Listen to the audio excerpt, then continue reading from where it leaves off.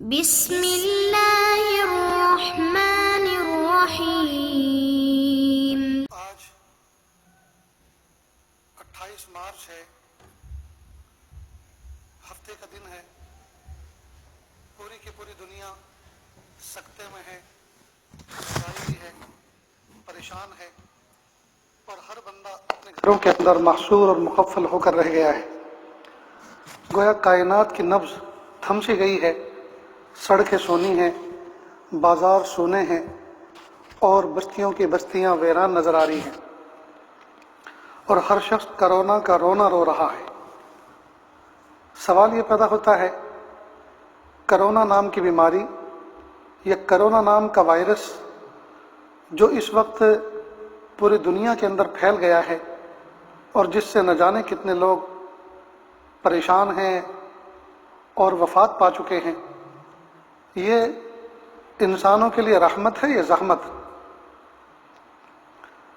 ایک اعتبار سے بظاہر تو دیکھنے میں یہ آ رہا ہے کہ یہ اللہ کی طرف سے رحمت ہی بن کر آیا ہے، اس لیے کہ جب سے یہ لاک ڈاؤن ہوا ہے اور ساری دنیا اپنے گھروں کے اندر محصور ہوئی ہے، نہ جانے اس آسمان کی چھت کے نیچے اور دھرتی کے اوپر کتنے اجتماعی گناہ ختم ہو گئے۔ شراب خانے بند، جوئے خانے بند، اجتماعی دھوکہ دہی بند، اور ایک دوسرے کو پریشان کرنے کے جو واقعات، مار پٹائی کے واقعات، چھینا جھپٹی کے واقعات، جیب کتری کے واقعات، وہ سارے کے سارے ختم۔ اب بظاہر تو ایسا لگتا ہے کہ جب آسمان کی چھت کے نیچے اور دھرتی کے اوپر اتنے سارے گناہ بند ہو گئے، ختم ہو گئے، تو جو چیز ان کے بند ہونے اور ختم کرنے کا سبب بنی ہے وہ زحمت کبھی نہیں ہو سکتی، وہ تو پھر رحمت ہی ہے۔ حضرت حاجی امداد اللہ مہاجر مکی رحمۃ اللہ علیہ ایک مرتبہ مکہ مکرمہ کے اندر بیان فرما رہے تھے، حرم میں بیٹھے ہوئے تھے، اور حضرت تھانوی رحمۃ اللہ علیہ بھی اس مجلس میں شریک تھے۔ بیان فرماتے ہوئے فرمانے لگے کہ بیماری بھی اللہ کی ایک نعمت ہے۔ تو حضرت تھانوی رحمۃ اللہ علیہ فرماتے ہیں کہ جب حضرت نے یہ فرمایا کہ بیماری اللہ کی ایک نعمت ہے، تو میں نے سوچا کہ جب یہ نعمت ہے تو بندہ زوال نعمت کی دعا کیوں کرتا ہے؟ نعمت کی تو بقا کی دعا کرنی چاہیے۔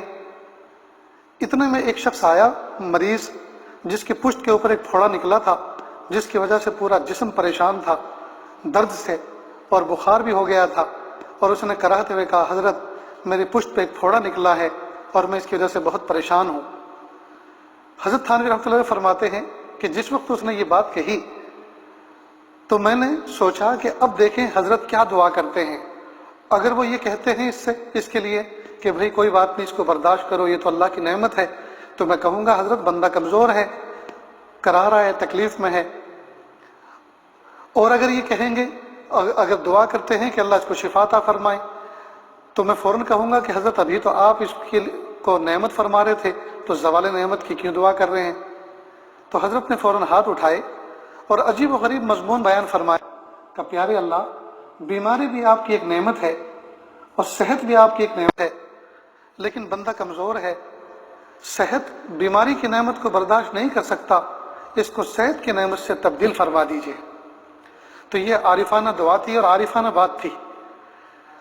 تو یقیناً اس وقت جو حالات ہیں پوری دنیا کے، تو بظاہر تو یہ زحمت نظر آ رہے ہیں، لیکن اگر غور سے دیکھا جائے تو اسی زحمت کے پیچھے ایک رحمت بھی ہے، اور وہ رحمت یہ ہے کہ جب سے لاک ڈاؤن ہوا ہے، جیب کاٹنے کی خبر نہیں سنی ہوگی، شراب خانے کھلنے کی خبر نہیں سنی ہوگی، جوئے خانے کھلنے کی خبر نہیں سنی ہوگی، جو جگہ جگہ پر زنا خانے بنے ہوئے تھے اس کی زنا کی اجتماعی خبر نہیں سنی ہوگی۔ اجتماعی طور پر جو گناہ ہو رہے تھے، اللہ رب العزت نے پوری دنیا کے اندر ان کو بند کروا دیا۔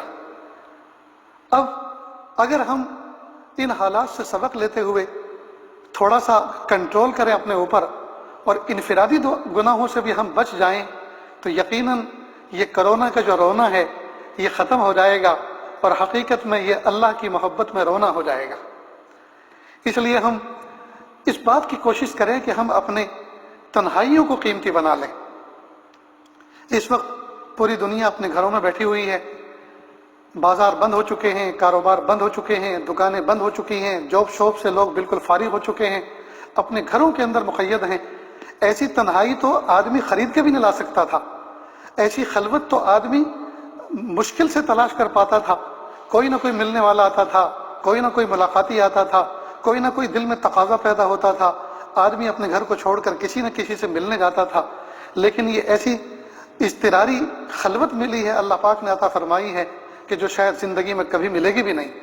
لہٰذا اب جو حال اللہ کی طرف سے ہمارے اوپر آیا ہے، ہم اس سے خیر کے پہلو نکالیں اور اس میں خیر کا اکتساب کریں، خیر کو کمائیں، حاصل کریں اور اس وقت کو قیمتی بنا لیں۔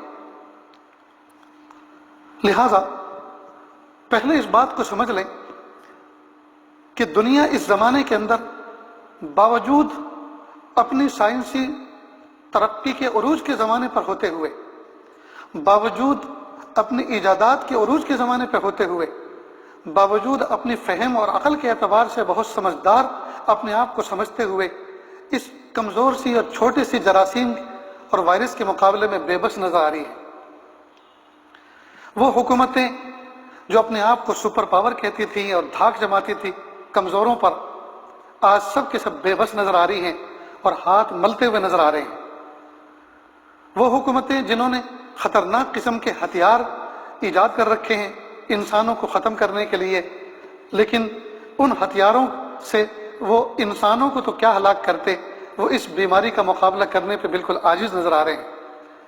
حقیقت یہ ہے کہ اللہ رب العزت نے ایک غیر مرئی، جو نیری آنکھوں سے نظر بھی نہیں آتی بیماری، یعنی اس کا سبب اور اس کا جرثومہ اور اس کا وائرس اور اس کا جراثیم، جو آنکھوں سے کھلی آنکھوں سے نظر بھی نہیں آتا، جس کو یہ عاجز کہتا ہے کہ ناپو تو نپے نہیں، تولو تو تلے نہیں، اور کھلی آنکھوں سے دکھے نہیں، آج اس بیماری کو، اس بیماری سے ساری کی ساری دنیا بے بس نظر آ رہی ہے۔ اصل میں اس چیز کے وائرس تو پہلے بھی سنا، لوگ کہہ رہے ہیں کہ وہ کسی نہ کسی عنوان سے موجود تھے۔ جو صحت کے محکمے کے لوگ ہیں، ڈاکٹر ہیں، وہ کہہ رہے ہیں کہ اس سے پہلے بھی اس طرح کی جراثیم اس کائنات کے اندر موجود تھے اور کسی نہ کسی آدمی کو کسی نہ کسی درجے میں وہ لگتے رہتے ہیں، لیکن ان سے موت واقع ہو جائے یہ بہت کم ہوتا ہے۔ اصل میں ایک سمجھنے کی چیز ہے کہ اللہ رب العزت نے یہ جو بیماری جراثیم کی صورت میں اس وقت دنیا کے اندر پھیلائی ہے، یہ اصل میں ہم سب کو ایک بہت بڑا سبق دیتی ہے، اور سبق یہ دیتی ہے کہ کائنات کے اندر کوئی چیز بڑی نہیں ہے، اللہ ہی بڑے ہیں۔ اللہ بڑے ہیں، اللہ کا حکم بڑا ہے، اللہ کا نام بڑا ہے، اللہ کا کام بڑا ہے۔ بندے انتہائی کمزور ہیں، کمزوروں کو چاہیے کہ وہ ہمیشہ قوی کی طرف، طاقتور کی طرف رجوع کرے اور اپنی کمزوری کا ہمیشہ احساس رکھے۔ اس عاجز کو تو تعجب ہوتا ہے، آج کی حکومتیں اور بالخصوص وہ حکومتیں جو اللہ پر یقین رکھتی ہیں، ایک اللہ کو ایک مانتی ہیں، اللہ کو خالق و مالک جانتی ہیں، اس کے ساتھ شرک نہیں کرتی، وہ حکومت، ان حکومتوں کے ذمہ دار بھی یہ بات کہہ رہے ہیں کہ یہ آسمانی جو مصیبت آئی ہے اس سے ہم ڈٹ کر مقابلہ کریں گے۔ ذرا سوچنے کی بات ہے کہ یہ الفاظ کتنے گھناؤنے ہیں۔ ڈر لگتا ہے کہ کہیں اللہ کی مزید پکڑ نہ آ جائے ان الفاظ کی وجہ سے۔ جو لوگ یوں کہہ رہے ہیں کہ اس آسمانی مصیبت کا ہم مقابلہ کریں گے، تو اس کا مطلب کیا ہوا؟ یعنی وہ یہی کہہ رہے ہیں در پردہ کہ ہم گویا اللہ کی طاقت سے مقابلہ کریں گے۔ تو یہ مشت خاک، ایک مٹھی مٹی، یہ انسان کیا اللہ کی طاقت کا مقابلہ کر سکتا ہے؟ یقیناً انسان اپنی صلاحیتوں سے اور اپنے اسباب کی دنیا میں رہتے ہوئے اللہ تعالیٰ کی اس بیماری سے مقابلہ ہرگز نہیں کر سکتا۔ اس سے مقابلہ اگر کرنا ہو تو وہ اس طور پہ کرنا ہوگا کہ وہ سب سے پہلے اپنی گناہوں سے توبہ کرے، ندامت کے آنسو بہائے، شرمندگی کا اظہار کرے، اپنے گناہوں سے سچی توبہ کرے، اللہ سے معافی مانگے، اللہ کو بڑا سمجھے اور اپنے آپ کو کچھ نہ سمجھے۔ اگر یہ ساری کی ساری کائنات اس بات پر آ جائے تو اس کو مقابلہ تو نہیں کہیں گے، لیکن جو مقابل میں شخص ہے، یعنی جو ذات ہے، اللہ کی اس ذات کے سامنے اس کی قوت کو ماننا ہوگا اور اپنے آپ کو اپنی کمزوری کا اعتراف کرنا ہوگا۔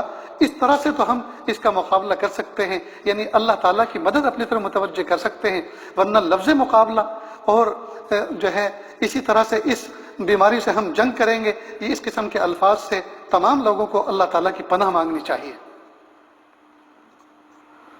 اس وقت اس سازش کو وہ واقعہ یاد آ رہا ہے جب ابرہہ اپنا لشکر لے کر چلا تھا یمن کی طرف سے کعبۃ اللہ کو گرانے کے لیے، اور مینا کے پہاڑوں میں آ کے ٹھہرا تھا۔ اللہ کی شان، اللہ رب العزت نے اس کے لشکر کو چکنا چور کیا، اور چکنا چور کس سے کیا؟ چھوٹے چھوٹے پرندے جو کبوتر سے چھوٹے اور چڑیا سے تھوڑے بڑے تھے، جس کو ابابیل کہتے ہیں، اللہ رب العزت نے جدہ کے سمندر کی طرف سے ان پرندوں کو بھیجا جن کی چونچ کے اندر ایک کنکری اور دو کنکری دو پنجوں کے اندر تھی، چھوٹی چھوٹی کنکریاں تھیں، اور انہوں نے آسمان سے ان کو گرانا شروع کیا۔ کتابوں میں لکھا ہے کہ ہاتھیوں کے جسم پر اور انسانوں کے جسم پر وہ کنکریاں گرتی تھیں، اور اوپر سے گرتی تھی اور جسم کو چھلنی کرتے ہوئے زمین کو چھو جاتی تھی، جس کی وجہ سے ہاتھیوں کا لشکر چکنا چور ہو گیا۔ صبح قیامت تک قرآن پاک کے اندر اللہ رب العزت نے اس کو ذکر فرمایا جو صبح قیامت تک باقی رہے گا۔ اللہ کی شان، ابابیل اس سے پہلے بھی تھے اور اس واقعے کے بعد بھی ہے، نہ اس واقعے سے پہلے کسی کو ہلاک کیا اور نہ اس واقعے کے بعد کسی کو ہلاک کیا۔ ٹھیک اسی طرح یہ جو جراثیم ہیں جو گلے کے اندر بس جاتے ہیں اور پھر جسم کے اندر اور پھیپھڑوں کے اندر پھیل جاتے ہیں اور موت واقع ہو رہی ہے، یہ جراثیم اللہ پاک نے پہلے بھی پیدا فرمائے تھے اور آج کے بعد بھی اللہ پیدا فرمائیں گے، لیکن اس سے پہلے بھی شاید کسی کی موت نہیں ہوئی اور اس کے بعد بھی کسی کی موت نہیں ہوگی الا ماشاء اللہ۔ تو اس وقت اتنے پینک ہونے اور گھبرانے کی کیا ضرورت ہے؟ یہ حقیقت میں ایک تو افواہوں کا نتیجہ بہت ہے، اور دوسری بات یہ ہے کہ اس وقت اللہ کی مخلوق کا ڈر تو بیٹھا ہوا ہے، لیکن خالق کا ڈر ہمارے دلوں کے اندر نہیں ہے۔ اس وائرس سے تو پوری دنیا کانپ رہی ہے، گھبرا رہی ہے، لیکن وائرس کو پیدا کرنے والے خالق اور جس کو یہ وائرس اثر کر رہا ہے، اٹیک کر رہا ہے، ان کے خالق سے مخلوق نہیں ڈر رہی۔ ضرورت ہے اس بات کی کہ ہم وائرس سے نہ ڈریں، وائرس کے خالق سے ڈریں۔ وائرس سے پریشان نہ ہو، نہ گھبرائیں، وائرس کے پیدا کرنے والے رب کی ناراضگی سے پریشان ہوں اور گھبرائیں۔ اس لیے ضرورت ہے اس بات کی کہ ہم اللہ تعالیٰ کی طرف رجوع کریں۔ یہ جو اوقات اللہ پاک نے ہمیں عطا فرمائے ہیں، ان اوقات کو ہم غنیمت سمجھیں اور ایک خاص ترتیب کے ساتھ ہم اپنا وقت گزاریں۔ صبح سے لے کے شام تک اور شام سے لے کے صبح تک ہم اپنے اوقات کی ترتیب بنائیں، ورنہ یاد رکھیں یہ 21 دن کا جو لاک ڈاؤن ہوا ہے، یہ دن تقریباً ہفتہ گزرنے آ رہا ہے، جیسے گزرے گے بقیہ دن بھی اسی طرح سے گزر جائیں گے، اور جب گزر جائیں گے اور گھروں سے ہم باہر نکلیں گے اس وقت بہت افسوس کریں گے کہ ہائے افسوس، کاش کہ ان دنوں میں ہم کچھ کام کر لیتے۔ لہٰذا ایک خاص ترتیب کے ساتھ وقت گزاریں۔ اس کی ترتیب یہ ہے کہ اگرچہ مسجدوں میں جانا مردوں کے لیے اس کی پابندی لگ گئی ہے کہ اختلاط سے بچیں، اپنے آپ کو محفوظ کریں، گھروں کے اندر محصور کریں، تو ہم اپنے گھروں کو مسجد بنا لیں۔ گھر کے اندر عورتیں پیچھے کھڑی ہوں، مرد آگے کھڑے ہوں، جماعت کر کے نماز پڑھنے کا معمول بنائیں۔ ہر نماز کے بعد ایک پارہ قرآن پاک کی تلاوت کا معمول بنائیں۔ اگر یہ عاجز آپ کو یوں کہے کہ روزانہ 5 پارے قرآن پاک کی تلاوت کریں تو نفس کو بہت بھاری لگے گا، لیکن یہ عاجز کہتا ہے کہ آپ مصلی کے قریب ہی قرآن پاک رکھیں اور مصلی سے نہ اٹھنے پائیں، اپنی جگہ سے نہ اٹھنے پائیں، وہیں بیٹھے بیٹھے ایک پارہ قرآن پاک کی تلاوت کر لیں۔ تو جب 5 نمازیں مکمل ہوں گی تو انشاءاللہ ثم انشاءاللہ آپ کے 5 پارے گویا مکمل ہو چکے ہوں گے۔ ایک دن میں اللہ تعالیٰ عافیت کے ساتھ 5 پارے پڑھنے کی ہمیں توفیق عطا فرما رہے ہیں، یہ کتنی بڑی اللہ کی نعمت ہے۔ 6 دن میں ایک قرآن پاک مکمل ہوگا۔ دوسرا عمل یہ کریں کہ ہم ظہر کے بعد یا عصر کے بعد کوئی ایک وقت متعین کر لیں، 1000 مرتبہ استغفار پڑھیں اور 1000 مرتبہ درود شریف۔ کہنے کو تو 1000 مرتبہ استغفار اور درود شریف یہ بہت بڑا فگر معلوم ہوتا ہے، سن کر آدمی تھوڑا سا چونکتا ہے کہ 1000 مرتبہ میں کب پڑھ پاؤں گا، تو سنیں اور دل کے کانوں سے سنیں۔ استغفار کے لیے سب سے چھوٹا صیغہ ہے استغفر اللہ، یا اللہ میں آپ سے معافی چاہتا ہوں، اور اگر الف کی جگہ نون لگا دیں تو اس کا مطلب یہ ہوگا نستغفر اللہ، اللہ ہم آپ سے معافی چاہتے ہیں۔ اس کا فائدہ زیادہ ہے، اس لیے کہ استغفر اللہ میں بندہ گویا صرف اکیلا اللہ سے معافی مانگ رہا ہے، اور نستغفر اللہ میں یہ نیت کرے اللہ میں بھی آپ سے معافی چاہتا ہوں اور میں پوری امت کی طرف سے آپ سے معافی چاہتا ہوں، اللہ معاف کر دیجیے۔ لہٰذا نستغفر اللہ یہ سب سے چھوٹا صیغہ ہے۔ 12 سے 15 منٹ لگتی ہے نستغفر اللہ 1000 مرتبہ پڑھنے میں۔ اب سوچئے ذرا، اس تنہائی میں کیا ہم 12 سے 15 منٹ استغفار کے لیے نہیں نکال سکتے؟ ضرور نکال سکتے ہیں۔ لہٰذا آپ اپنے موبائل کے اندر کاؤنٹر نام کی ایپ آتی ہے جس میں گنتی کے عدد شمار کیے جاتے ہیں، ان کو محفوظ کیا جاتا ہے، اس کو ڈاؤن لوڈ کر لیں یا تسبیحات میں لے لیں یا قلم کاغذ لے کر بیٹھ جائیں اور سو کر کے اس کو جمع کر لیں۔ بہرحال بہت ساری شکلیں ہو سکتی ہیں، تسبیح پر آپ گن سکتے ہیں، انگلیوں پہ گن سکتے ہیں، اور آپ فون میں گن سکتے ہیں۔ 1000 مرتبہ استغفار کریں۔ قرآن پاک کی آیت جو عاجز نے شروع میں آپ کے سامنے پڑھی، اللہ فرما رہے ہیں وَمَا كَانَ اللَّهُ لِيُعَذِّبَهُمْ وَأَنْتَ فِيهِمْ۔ اصل میں جس زمانے میں اللہ کے محبوب صلی اللہ علیہ وسلم مکہ مکرمہ میں دین کی دعوت کا کام کر رہے تھے اور کفار مکہ، بے دین مکہ آپ نبی کریم صلی اللہ علیہ وسلم کو پریشان کر رہے تھے اور اہل ایمان کو پریشان کر رہے تھے۔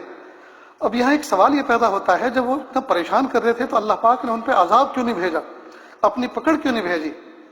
تو اللہ تعالیٰ گویا اس آیت مبارکہ میں اس کا جواب دے رہے ہیں وَمَا كَانَ اللَّهُ لِيُعَذِّبَهُمْ وَأَنْتَ فِيهِمْ۔ اے میرے محبوب صلی اللہ علیہ وسلم، آپ ان کے درمیان میں رہیں، آپ لوگوں کے درمیان میں رہیں اور ہم اس قوم پر عذاب بھیجیں، یہ نہیں ہو سکتا۔ معلوم ہوا اللہ کے محبوب صلی اللہ علیہ وسلم کی ذات بابرکت وہ اللہ تعالیٰ کے عذاب سے وقایے کا باعث تھی، رکاوٹ کا باعث تھی۔ پھر آپ نبی کریم صلی اللہ علیہ وسلم مکہ مکرمہ سے ہجرت کر کے مدینہ طیبہ تشریف لے گئے۔ اب یہاں سوال پیدا ہوتا ہے، اب تو میدان خالی تھا، اب تو کفار مکہ جنہوں نے پریشان کیا تھا، جن کی وجہ سے سارے اہل ایمان ہجرت کر کے مدینہ طیبہ چلے گئے تھے اور اللہ کو نہیں مان رہے تھے، اللہ کے ساتھ شرک کر رہے تھے، اہل ایمان کو پریشان کر رہے تھے، اب تو ان پہ عذاب آنا چاہیے تھا۔ تو اللہ پاک نے دوسری جز کے اندر بیان فرمایا وَمَا كَانَ اللَّهُ مُعَذِّبَهُمْ وَهُمْ يَسْتَغْفِرُونَ، اور اللہ پاک ان لوگوں کو بھی عذاب نہیں دیتے جو استغفار کرنے والے ہوں۔ اصل میں کفار مکہ کے اندر ایک خوبی یہ تھی کہ جس وقت وہ کعبۃ اللہ کا طواف کرتے تھے تو وہ استغفار کرتے تھے، غفرانک غفرانک، پیارے اللہ معاف کر دیجئے، پیارے اللہ معاف کر دیجئے، پیارے اللہ معاف کر دیجئے۔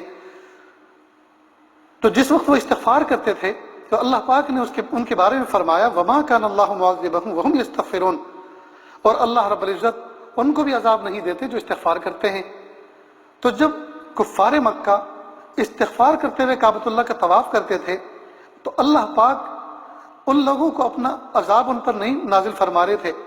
تو جب کفار کے لیے استغفار اللہ کے عذاب سے بچاؤ کا باعث بن جاتا ہے تو اہل ایمان اگر استغفار کریں گے تو اللہ تعالیٰ اپنی پکڑ سے اور عذاب سے کیوں نہیں بچائیں گے؟ لہٰذا 1000 مرتبہ کم از کم ہم سب لوگ 1000 مرتبہ استغفار کا معمول بنائیں اور جمع کا صیغہ استعمال کریں تو زیادہ اچھا ہے کہ نستغفر اللہ نستغفر اللہ نستغفر اللہ۔ تو 2 عمل ہوئے۔ تیسرا عمل 1000 مرتبہ درود شریف پڑھیں، اور سب سے چھوٹا درود شریف ہے صلی اللہ علیہ وسلم، اس میں درود بھی ہے اور سلام بھی ہے، صلی اللہ علیہ وسلم۔ جب کوئی بندہ 1 مرتبہ اللہ کے محبوب صلی اللہ علیہ وسلم پر درود شریف بھیجتا ہے تو اللہ تعالیٰ 10 رحمتیں اس پر نازل فرماتے ہیں۔ جب کوئی بندہ حضور پاک صلی اللہ علیہ وسلم کے روزے پر صلاۃ حضور پڑھتا ہے، جالی کے سامنے جا کر مسجد نبی میں بیٹھ کر حضور پر صلاۃ حضور پڑھتا ہے تو آپ نبی کریم صلی اللہ علیہ وسلم اس کو براہ راست سنتے ہیں۔ لیکن جو شخص اپنے اپنے مقام سے، اپنے اپنے ملکوں سے، اپنے اپنے بستیوں سے درود بھیجتا ہے، سلام بھیجتا ہے، تو فرشتہ اس کے لیے مستقل مقرر ہے جو اللہ کے محبوب صلی اللہ علیہ وسلم کو درود پہنچاتا ہے اور کہتا ہے پیارے محبوب صلی اللہ علیہ وسلم فلاں ابن فلاں نے آپ کو یہ درود و سلام بھیجا ہے۔ سوچنے کی بات ہے، جب ہم درود شریف اور سلام یہاں سے بھیجتے ہیں تو ہمارا بھی نام اور ہمارے والد بزرگوار کا بھی نام آپ صلی اللہ علیہ وسلم کے سامنے پیش ہوتا ہے۔ یہ کتنی بڑی ہمارے لیے سعادت اور خوش نصیبی کی بات ہے۔ تو جب ہم 1 مرتبہ درود و سلام بھیجتے ہیں تو اللہ تعالیٰ کی 10 رحمتیں نازل ہوتی ہیں۔ تو یہ کتنی بڑی نعمت کی بات ہے، کتنی بڑی رحمت کی بات ہے۔ ہماری رحمت کے لیے، ہماری مغفرت کے لیے تو ایک ہی رحمت کافی تھی، کام بنانے کے لیے ایک ہی رحمت کافی تھی، چاہے کہ اللہ ایک درود پر 10 رحمتیں نازل فرماتے ہیں۔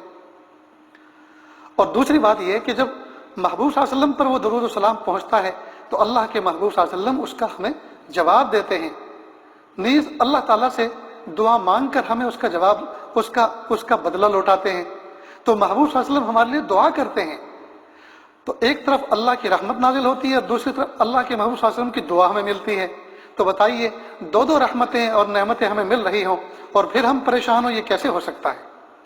لہٰذا کم از کم 1000 مرتبہ روزانہ درود شریف پڑھنے کا معمول بنائیں، اور سب سے چھوٹا درود شریف ہے صلی اللہ علیہ وسلم۔ یہ بھی 12 سے 15 منٹ میں 1000 مرتبہ آسانی کے ساتھ مکمل ہو جاتا ہے۔ نیز ایک منزل مناجات مقبول کی روزانہ پڑھیں۔ حضرت تھانوی رحمۃ اللہ علیہ کا جمع کیا ہوا مجموعہ ہے دعاؤں کا، جس کو مناجات مقبول کہتے ہیں۔ ہفتے میں 7 دن ہوتے ہیں، تو اس کی 7 منزلیں حضرت نے بنائی ہیں۔ 4 سے 5 منٹ لگتی ہے ایک منزل پڑھنے میں۔ اب یہ مناجات مقبول ہے کیا؟ اللہ تعالیٰ نے جن دعاؤں کے مانگنے کا حکم فرمایا قرآن پاک میں، یا محبوب صلی اللہ علیہ وسلم نے جن دعاؤں کو مانگ کے دکھلایا اور ہمیں مانگنے کا حکم دیا، وہ ساری کی ساری دعائیں مناجات مقبول کے اندر حضرت تھانوی رحمۃ اللہ علیہ نے جمع فرمائی ہیں۔ تو اگر ہم نے روزانہ ایک منزل پڑھی تو جمعہ کے دن انشاءاللہ ہماری 7 منزلیں پوری ہوں گی۔ تو گویا ہم نے ہفتے کے اندر وہ ساری کی ساری دعائیں مانگ لیں جن دعاؤں کو زندگی بھر محبوب صلی اللہ علیہ وسلم نے مانگ کر دکھلایا۔ یہ کتنی بڑی سعادت کی بات ہے۔ نیز اللہ کے محبوب صلی اللہ علیہ وسلم کی زبان مبارک سے نکلے ہوئے الفاظ جب ہم اپنی زبان سے دہرائیں گے، پڑھیں گے، تو انشاءاللہ ثم انشاءاللہ اللہ رب العزت ان الفاظ کی لاج رکھ لیں گے، کیونکہ یہ وہ مبارک الفاظ ہیں جو الفاظ محبوب صلی اللہ علیہ وسلم کی زبان مبارک سے نکلے اور رحمت کے بند دروازوں کو جنہوں نے کھٹکھٹایا اور دستک دی اور اللہ کی رحمت کے دروازوں کو کھلوایا۔ اگر ہم ان الفاظ کو اپنی زبان سے دہرائیں گے، ادا کریں گے، تو انشاءاللہ قوی امید ہے کہ اللہ رب العزت ان الفاظ سے کی جانے والی دعاؤں کو رد نہیں فرمائیں گے۔ لہٰذا روزانہ ایک منزل ہم پڑھنے کا معمول بنائیں۔ اللہ کی ذات سے امید ہے کہ اگر آپ پلے اسٹور پر دیکھیں تو PDF میں مناجات مقبول حضرت تھانوی رحمۃ اللہ علیہ کی آسانی سے مل جائے گی، اور ایک ایک منزل ہم روزانہ فون میں بھی پڑھ سکتے ہیں۔ اس کے علاوہ ایک معمول یہ بنائیں کہ صلاۃ التسبیح، جس کو اللہ کے محبوب صلی اللہ علیہ وسلم نے اپنے چچا کو جب نصیحت فرمائی تھی کہ چچا جان، زندگی میں ایک مرتبہ، سال میں ایک مرتبہ، یا مہینے میں ایک مرتبہ، ہفتے میں ایک مرتبہ، یا روزانہ ایک مرتبہ اس کو ضرور پڑھ لیں، تو جب محبوب صلی اللہ علیہ وسلم اپنے چچا کو یہ فرما رہے ہیں تو امت کے لیے تو بدرجہ اولا اس میں سبق ملتا ہے کہ اپنے محبوب چچا کو جب کوئی نصیحت فرما رہے ہیں تو یہ امت کے لیے عمل کرنے والی چیز ہے۔ لہٰذا اس کا اہتمام کریں، صلاۃ التسبیح پڑھیں سکون کے ساتھ، اس لیے کہ ویسے بھی نو ڈسٹرب اس وقت پورے علاقے ہو رہے ہیں، کوئی نہ شور ہے، نہ ہنگامہ ہے، نہ ٹریفک ہے، نہ کوئی ہارن بج رہا ہے، تو سکون کے ساتھ رات کی تنہائی میں بھی ہم پڑھ سکتے ہیں اور دن کے اجالے میں بھی پڑھ سکتے ہیں۔ تو صلاۃ التسبیح پڑھنے کا معمول بنائیں۔ نیز نفلیں ساری کی ساری پیاری، لیکن تہجد کی نفل کے بارے میں یہ حکم ہے، یہ آتا ہے کتابوں میں کہ کوئی بھی ولی اللہ کا ولی اس وقت تک نہیں بنا جب تک کہ اس نے تہجد کی نماز نہیں پڑھی۔ تو تہجد کی نفل پڑھنے میں اللہ تعالیٰ کی ولایت کا انعام ملتا ہے، لہٰذا تہجد کا اہتمام کریں، چاہے تو کم از کم 2 رکعت ہی صحیح، لیکن پڑھیں ضرور۔ اس کے علاوہ ہمارے گھروں کے اندر اس وقت ہم دیکھ رہے ہیں کہ چونکہ اسکول کے بچے ہیں وہ بھی گھروں میں ہیں، مدرسوں میں پڑھنے والے بچے وہ بھی گھروں میں ہیں، کئی مرتبہ جن بچیوں کے نکاح ہو چکے ہیں وہ میکے آئی ہوئی تھی وہ بھی وہیں محصور ہو کر رہ گئی ہیں، ان کے بچے بھی گود کے ہیں، شوہر بھی ہیں، تو گھر کی ماں بہنوں کا کام کاج بڑھ گیا ہے۔ لہٰذا ضرورت ہے اس بات کی کہ مرد حضرات، جوان بچے، وہ ماں باپ کے کاموں میں ہاتھ بٹائیں، برتن دھونے میں کام لگیں، کوکنگ میں کام لگیں۔ بہت سے بچے جو ہے اپنی ماں کے ساتھ رہ کر، جو بچیاں ہیں وہ تو کوکنگ جانتی ہیں، ان کا تو شوق ہوتا ہے، ان کا تو کام ہوتا ہے، لیکن مرد بچے بھی جو ہیں وہ بھی کوکنگ سیکھ سکتے ہیں، کھانا پکانا سیکھ سکتے ہیں تعاون کرنے کے بہانے، لہٰذا وہ بھی اس کام میں لگیں۔ ہنر مند مومن اللہ کو زیادہ پسندیدہ ہے بے ہنر مومن کے مقابلے میں، لہٰذا کھانے پکانے کا ہنر سیکھ لیں۔ اسی طرح واشنگ مشین میں مائیں کپڑے ڈالتی ہیں، بچوں کو چاہیے کہ ماں کو فارغ کر دیں، وہ واشنگ مشین میں کپڑے ڈالیں، اس میں سے نکالیں، سکھائیں، تو بہت سارے کام کاج اس طرح سے ہلکے ہو جائیں گے۔ نہیں، چھوٹے چھوٹے بچے جو دھمال کرتے ہیں، شور کرتے ہیں، ہنگامے کرتے ہیں، ان کو کنٹرول کریں، ان کو دعائیں سکھائیں، ان کو زبانی قرآن پاک کی آیتیں یاد کرائیں، صورتیں یاد کرائیں۔ اور جو لوگ حافظ نہیں ہیں اور قرآن پاک کی صورتیں یاد کرنا چاہتے تھے، ان کو موقع نہیں ملتے تھے، اللہ پاک نے بہترین موقع عطا فرمایا ہے۔ چند صورتیں یاد کی جا سکتی ہیں، چند پارے یاد کیے جا سکتے ہیں، جو یاد کی ہوئی صورتیں بھول گئے ہیں ان کے دور کر سکتے ہیں۔ حفاظ کرام کے لیے بہت اچھا موقع ہے کہ وہ شاندار دور کر سکتے ہیں۔ غرض یہ کہ کرونا وائرس کے نام سے جو اس وقت بیماری دنیا میں پھیلی ہوئی ہے، جس کا رونا پوری دنیا رو رہی ہے، حقیقت یہ ہے کہ اس کے ضمن میں اتنے سارے خیر کے پہلو امت کے سامنے آ گئے ہیں کہ یہ بیماری لگی نہیں رہی، یہ بیماری ہمارے لیے زحمت ہے ہی نہیں۔ خدا کی قسم، یہ تو اللہ کے مومنوں کے لیے رحمت بن کر آئی ہے کہ تنہائی میں اور جلوت کے بغیر خلوت میں رہتے ہوئے انسان اللہ تعالیٰ کا بہت بڑا قرب حاصل کر سکتا ہے۔ اس لیے بالکل نہ گھبرائیں، اللہ تعالیٰ کی ذات پر نظر رکھیں، اس بیماری کا تصور کر کے یہ سوچیں کہ اللہ کی کتنی بڑی قدرت کا مظاہرہ ہوا ہے۔ ساری دنیا اپنے سائنس کے دعوے کر رہی تھی، ساری دنیا اپنے آپ کو سپر پاور بنانے کی دوڑ میں لگی ہوئی تھی، ساری دنیا اپنے آپ کو سپر پاور سمجھ رہی تھی، ساری دنیا اپنی ہتھیاروں کی بنیادوں پر اپنے آپ کو دادا سمجھ رہی تھی، سارے کے سارے سپر پاور صفر پاور نظر آ رہے ہیں۔ ساری کی ساری دنیا کی گویا مشینری تھم کر رہ گئی ہے، چکا جام ہڑتال ہو چکی ہے، ساری دنیا کا پہیہ جو ہے اس وقت جام ہو چکا ہے، اور ہر شخص اپنے اپنے بیڈ روم تک اور اپنے اپنے دروازوں تک محصور اور محدود ہو کر رہ گیا ہے۔ لہٰذا اللہ کی قدرت بڑی ہے، واقعی اللہ بڑے ہیں۔ اس لیے تو جس وقت مومن کے یہاں کوئی بچہ پیدا ہوتا ہے تو پیدا ہوتے کے ساتھ ہی کوئی دائیں کان میں اور بائیں کان میں اذان اور تکبیر کہتا ہے، جس کے دونوں کے الفاظ تقریباً سملر ہیں۔ دائیں کان میں اذان کہتا ہے، بائیں کان میں تکبیر کہتا ہے، اور دونوں کے الفاظ ایک، اللہ اکبر، اللہ اکبر، اللہ سب سے بڑا ہے، اللہ سب سے بڑا ہے۔ یقیناً آج ہمیں پتہ چل رہا ہے کہ اللہ سب سے بڑا ہے۔ کاش کہ ہم پیدائش کے وقت جو ہمارے کان میں کسی نے یہ پیغام ڈال دیا تھا کہ اللہ سب سے بڑا ہے، اللہ سب سے بڑا ہے، اور مسجد کے بلند میناروں کے ذریعے سے جو صدا بلند ہوئی تھی، اور دن میں 5 اذانوں کے اندر 25 دفعہ اس کو بار بار ریمائنڈر دیا گیا تھا اور یاد دہانی کرائی گئی تھی کہ اللہ سب سے بڑا ہے، اللہ سب سے بڑا ہے۔ کاش کہ ہم اس سبق کو یاد کریں اور اس پر غور کریں کہ واقعی اللہ ہی سب سے بڑا ہے۔ اور اللہ رب العزت نے تقریباً ہر نبی کے ذریعے سے امتیوں کو یہ پیغام پہنچایا کہ اللہ سب سے بڑا ہے۔ اللہ کی ذات پر نظر رکھیں، نہ کوئی چیز نفع پہنچا سکتی ہے نہ نقصان دے سکتی ہے، الا یہ کہ اللہ تعالیٰ کا حکم اس کے پیچھے کار فرما ہوتا ہے۔ سیدنا موسیٰ علیہ السلام ایک مرتبہ جنگل میں تھے، دائیں ہاتھ میں ان کے عصا تھا۔ اللہ پاک نے ان سے پوچھا، وما تلک بیمینک یا موسیٰ، اے موسیٰ آپ کے دائیں ہاتھ میں کیا ہے؟ یقیناً پوچھنے والے اللہ ہیں، اور اللہ رب العزت پوچھنے سے پہلے جانتے ہیں کہ موسیٰ علیہ السلام کے ہاتھ میں کیا ہے، اس لیے کہ وہ اللہ تو موسیٰ کے بھی خالق تھے اور عصا کے بھی خالق تھے، لیکن پھر بھی پوچھا کہ دیکھیں میرا موسیٰ کیا جواب دیتا ہے۔ اے میرے لاڈلے موسیٰ، بتاؤ آپ کے دائیں ہاتھ میں کیا ہے؟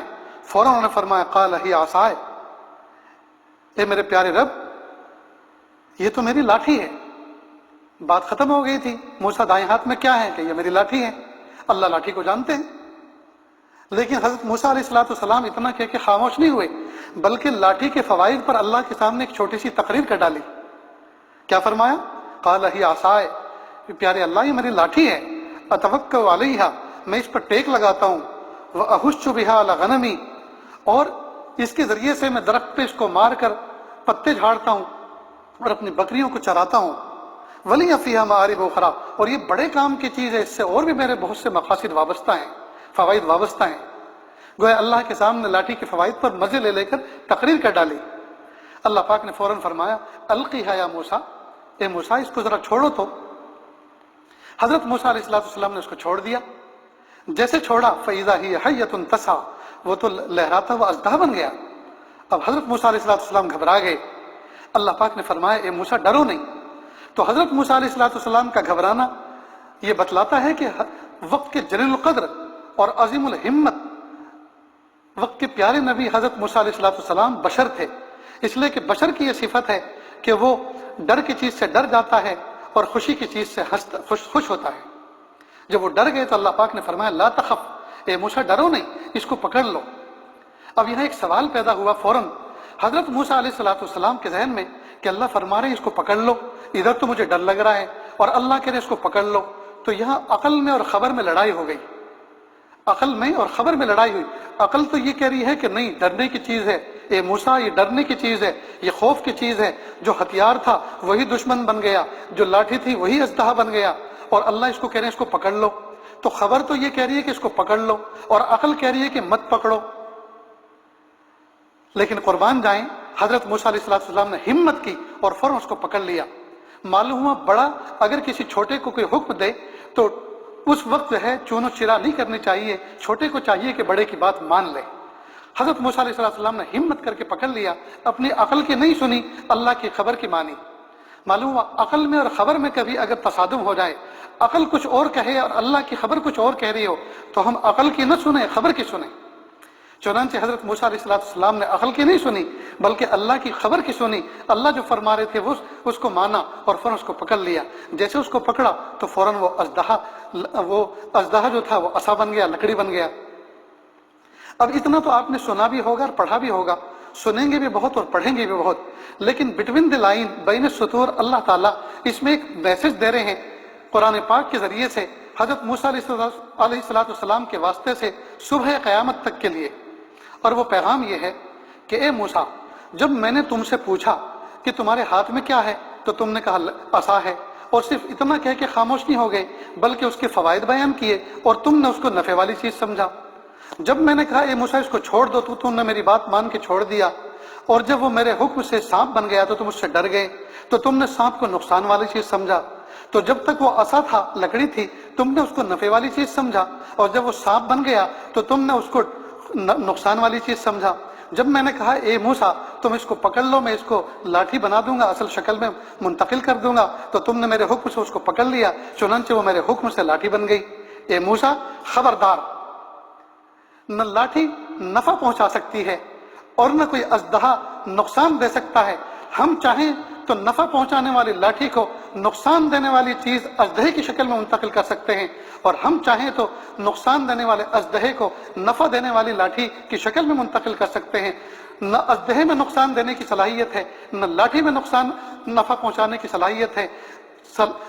ہمارے حکم سے لاٹھی نفع پہنچاتی ہے اور ہمارے حکم سے نقصان دینے والا اژدہا نقصان دیتا ہے۔ ہم چاہیں تو نقصان والی چیز کو نفع والی بنا دے، اور ہم چاہیں تو نفع والی چیز کو نقصان والی بنا دے۔ چیزوں کے اندر نفع نقصان نہیں ہے۔ اے میرے بھائیوں، میری ماں بہنوں، بالکل نہ گھبرائیں، بالکل نہ ڈریں۔ یہ وائرس امت کا کچھ نہیں بگاڑ سکتا، یہ وائرس کچھ نہیں بگاڑ سکتا، یہ وائرس کچھ نہیں بگاڑ سکتا۔ کرنے والی ذات اللہ کی ہے، کرنے والی ذات اللہ کی ہے، کرنے والی ذات اللہ کی ہے۔ اللہ پاک نے جو تنہائی کا کچھ وقت ہمیں عطا فرمایا ہے، ہم اس کو غنیمت سمجھیں۔ خدا کی قسم، خرید کے بھی ایسی تنہائی حاصل نہیں کر سکتے۔ ہم اگر چاہیں بھی زور لگائیں دنیا کے، ایسی تنہائی، ایسی خلوت حاصل نہیں کر سکتے جیسی اللہ پاک نے اضطراری طور پہ ہمیں عطا فرمائی ہے۔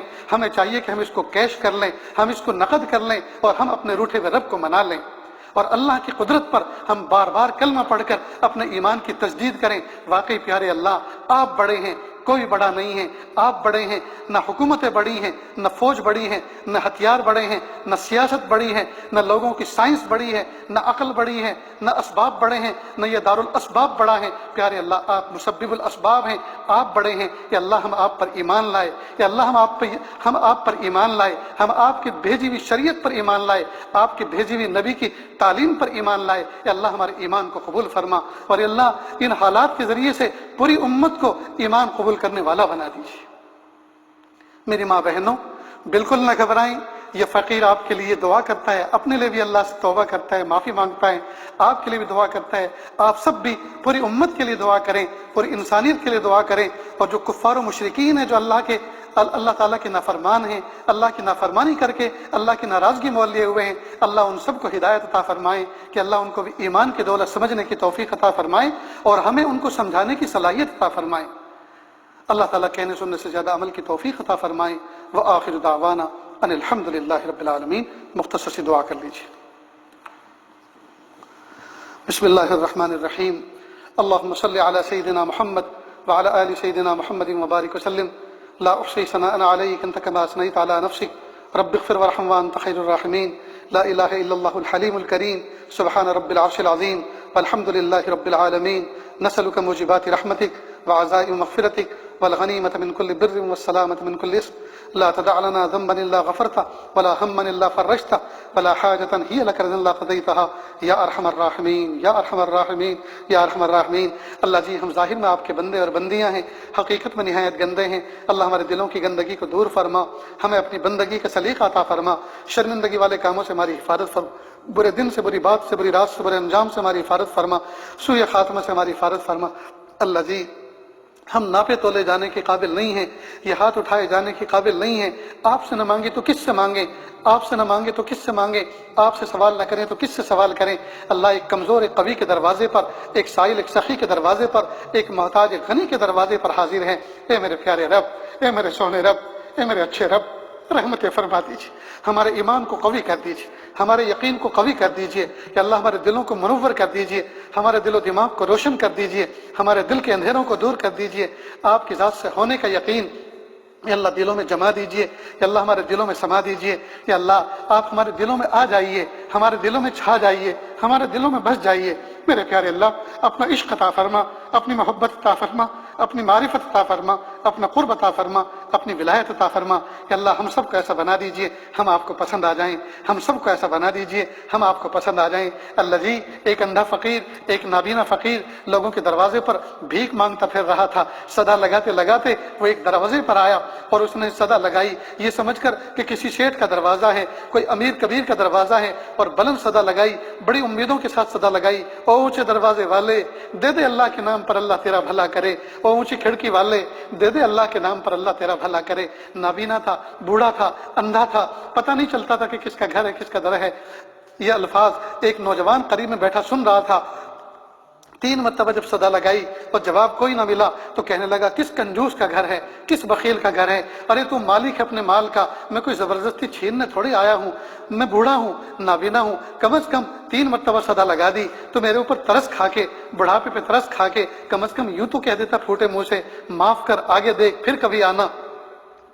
جب یہ الفاظ اس نے کہے، قریب میں ایک نوجوان بچہ اس منظر کو دیکھ رہا تھا، سن رہا تھا، وہ قریب آیا اور کہا بابا یہ تم نے کیا الفاظ کہے کہ کس کنجوس کا گھر ہے، کس بخیل کا گھر ہے، یہ کسی سیٹھ کا گھر نہیں، یہ تو جامع مسجد کا دروازہ ہے، اور آپ نے اللہ کی شان میں بخیل کہہ دیا، اللہ کو آپ نے کنجوس کہہ دیا۔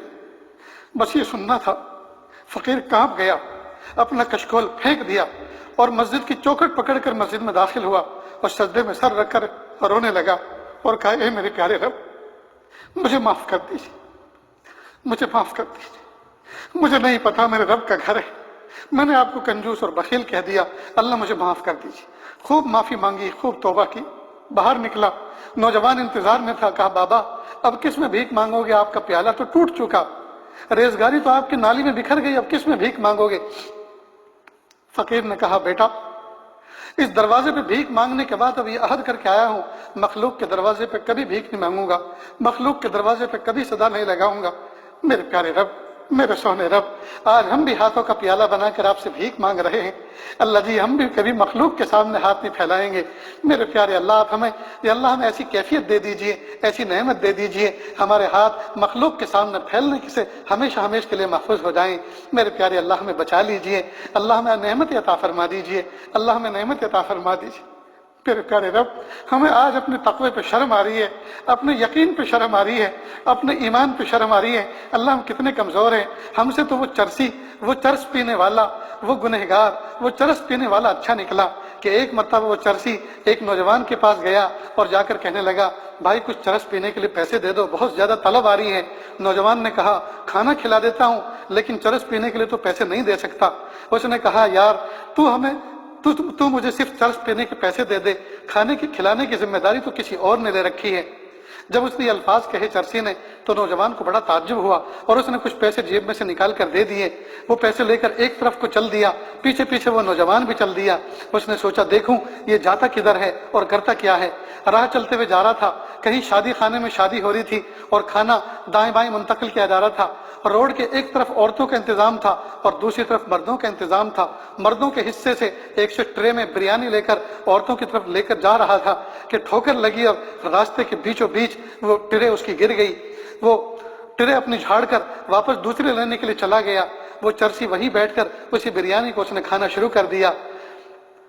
اللہ کی شان، اس چرس پینے والے چرسی کی نظر کھاتے کھاتے مجھ پہ پڑی، میں نے اس کو دیکھا اور اس نے مجھے دیکھا، تو عجیب اس نے بات کہی جو زندگی میں کبھی بھول نہیں سکتا اور بھلا نہیں سکتا۔ اس نے عجیب بات کہی کہ وہ کھلاتا تو ہمیشہ برتن ہی میں ہے، لیکن آج کل ذرا اس سے انبن چل رہی ہے، وہ مجھ سے ناراض ہے، اور ہاں وہ کریم اتنا ہے، غصہ چاہے جتنا ہو جائے بھوکا کبھی نہیں سلاتا۔